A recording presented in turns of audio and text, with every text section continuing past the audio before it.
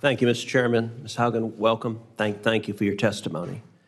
When it concerns Facebook, there are a number of concerns that this committee and Congress has been focused on. Two of the biggest have been Facebook's intentional targeting of kids with content that is harmful to the children. Mm-hmm.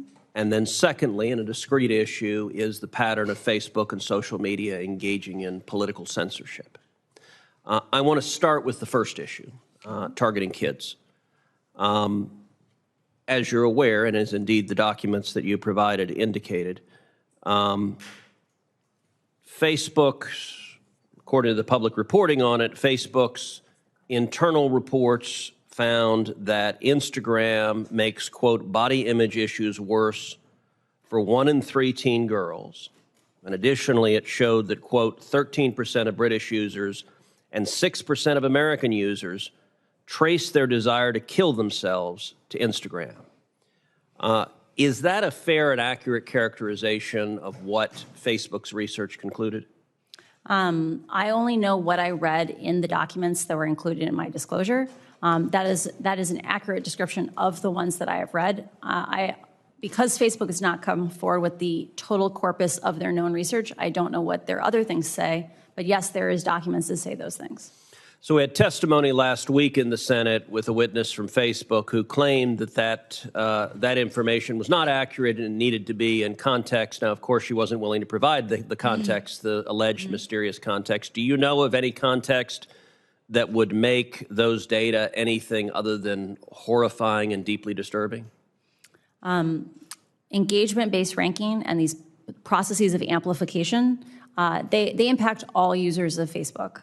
The algorithms are very smart in the sense that they latch on to things that people want to continue to engage with. And unfortunately, in the case of teen girls and things like self-harm, they develop these feedback cycles where children are using Instagram as to self-soothe, but then are exposed to more and more content that makes them hate themselves. This is a thing where we can't say 80% of kids are okay. We need to say, how do we save all the kids? The Wall Street Journal reported that Mark Zuckerberg was personally aware of this research. Do you have any information one way or the other as to Mr. Zuckerberg's awareness of the research? We have one of the documents included in the disclosures, it details something called Project Daisy, which is an initiative to remove likes off of Instagram. The internal research showed that removing likes off Instagram is not effective as long as you leave comments on those posts. And yet the research directly presented to Mark Zuckerberg said, we should still pursue this as a feature to launch, even though it's not effective, because the government, journalists, and academics want us to do this. Like it would get us positive points with the public. That kind of duplicity is why we need to have more transparency, and why, if we want to have a system that is coherent with democracy, we must have public oversight from Congress. Do you know if Facebook, any of the research it conducted, attempted to quantify how many teenage girls may have taken their lives because of Facebook's products? I am not aware of that research. Do you know if Facebook made any changes when they got back that 13% of British users and 6% of American users traced their desire to kill themselves to Instagram? Do you know if they made any changes in response to that research to try to correct or mitigate that? I found it very surprising that when Antonia Davis was confronted with this research last week, she couldn't enumerate a 5-point plan, a 10-point plan of the actions that they took. I also find it shocking that once Facebook had this research, it didn't disclose it to the public, because this is the kind of thing that should have oversight from Congress. So when you were at Facebook, were there discussions about how to respond to this research? I did not work directly on issues concerning children. These are just documents that were freely available in the company, so I am not aware of that. Okay. Do you have thoughts as to what kind of changes Facebook could make to reduce or eliminate these harms? You mentioned earlier concerns around free speech. A lot of the things that I advocate for are around changing the mechanisms of amplification, not around picking winners and losers in the marketplace of ideas. So explain what that means. Oh, sure.